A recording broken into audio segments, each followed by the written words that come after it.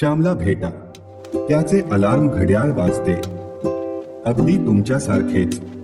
पण श्याम घाई करत नाही. तो सुरुवातीला त्याचा फोन तपासत नाही. तो फक्त आराम करतो आणि शांततेचा आनंद घेतो. नाश्ता साधा आहे. फक्त ब्रेड आणि चहा. स्क्रोलिंग नाही, बातम्या नाही, ताण नाही.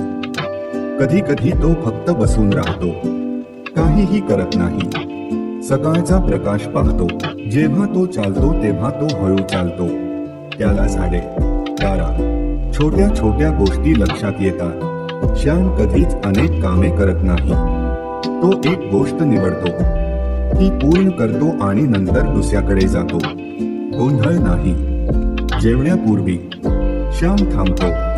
तो त्याच्या जेवणाकडे पाहतो आणि त्याला खरी प्रशंसा वाटते. फोन नाही, लक्ष विचलित नाही. संध्याकाळ शांत असते. कदाचित एखादे पुस्तक असेल, कदाचित फक्त त्याच्या विचारांसह बसलेला असेल. तो काळजी करत नाही.